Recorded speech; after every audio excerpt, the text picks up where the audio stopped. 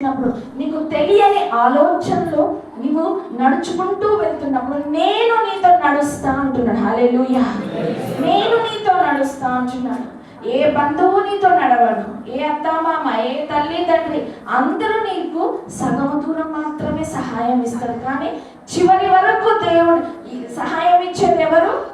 దేవుడు. లాస్ట్ వరకు, ఆఖరి వరకు నీతో ఉండేది ఎవరు? దేవుడు మాత్రమే ఉంటాడు. అందుకనే అన్నాడు, ఈ వాక్యమును నువ్వు చదువు. యోషువ, ఏడవతో కూర్చొని మీరు ఎంతమంది ఏడుస్తున్నారో, ఈరోజు ఎంతమంది దుఃఖంతో ఉన్నారో, ఏ సమస్యలతో ఉన్నారో, నువ్వు ఏడవద్దు. దేవుడు అంటున్నాడు, కూర్చొని వాక్యం చదువు, కూర్చొని వాక్యం. నువ్వు గుడికి వెళ్ళాలా? నేను చెప్తాను. ఎడమకి వెళ్ళాలా? నేను చెప్తాను అంటున్నాడు దేవుడు.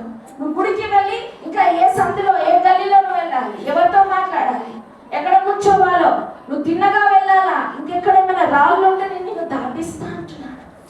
నేను నీకు సహాయం చేస్తాను. అట్లా ఎవరంటారు? ఏ గవర్నమెంట్ అని అంటదా? ఏ ఫ్రెండ్ అన్న అంటారా? స్నేహితులు అంటారా? అట్లా నువ్వు గుడికి వెళ్తే నువ్వు గుడికి వస్తా, ఎడమకు వెళ్తే ఎడమకు వస్తా అని ఏ స్నేహితులైనా అంటారా? అన్నారు. స్నేహితులు కూడా కొద్ది దూరం మాత్రమే వస్తారు, కొంతవరకు మాత్రమే సహాయం చేస్తారు.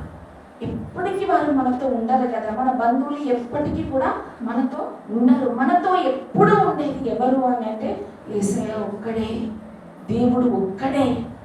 భార్య అర్థం చేసుకున్నా చేసుకోకున్నా, భర్త అర్థం చేసుకున్నా చేసుకోకున్నా, పిల్లలు నీతో ఉన్నా లేకున్నా, ఏ పరిస్థితులు ఎట్లున్నా లేకున్నా, అందరూ వచ్చిపోయి వెళ్ళిపోయినా విడవనిది ఎవరు అని అంటే దేవుడు ఒక్కడే, యేసయ్య ఒక్కడే. అందుకనే దేవుడు యెహోషువతో అంటున్నాడు, ఏడవద్దు యెహోషువ, నేనున్నా నీతో.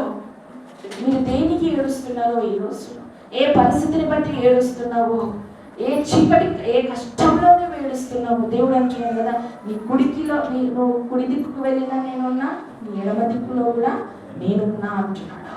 అంత మంచి తండ్రి, అంత మంచి తండ్రి. ఎంతమందికి కావాలి అంత మంచి దేవుడు ఈరోజు?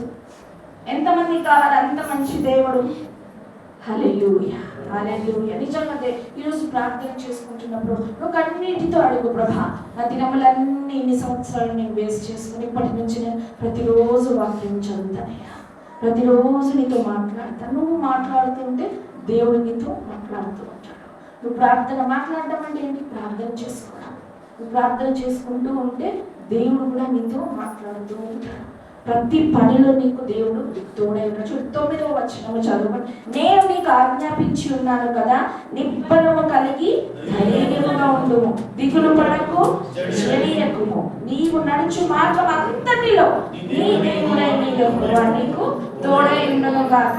ఆమేన్, ఆమేన్, హల్లెలూయా. చుట్టూ నడుచు మార్గం అంతటిలో, ఇది గ్రామంలో, అరకులో, అరకు వ్యాలీలో, వైజాగ్, నువ్వు ఎక్కడెక్కడ నడుచుకుంటూ వెళ్తున్నావో, ఎవరెవరితో మాట్లాడుతున్నావు, దేవుని ఆది అందు మొట్టమొదటిగా నువ్వు దేవునితో మాట్లాడుతున్నప్పుడు దేవునికి మొదటి స్థానం ఇస్తే దేవుడు అంటాడు కదా, నువ్వు నడుచు మార్గం అంతటిలో నీ దేవుడైన యెహోవా నీకు తోడుగా ఉంటాడంట. హల్లెలూయా. మరి ఈరోజు ఎంతమంది మంచి ఖచ్చితంగా నేను ప్రతిరోజు వాక్యం చదువుతాను, ప్రార్థన చేస్తాను, ఎంతమంది మాటిస్తారు? ఖచ్చితంగా చేతులేపాలి. చదువు రాకపోతే చదివించుకోండి, లేకపోతే ఫోన్లలో పెట్టుకొని వినిపించుకోండి. హల్లెలూయా. కలిసి అందరం ప్రార్థన చేసుకుందాం. హల్లెలూయా. ఈ రోజు దేవుడు మిమ్మల్ని తాక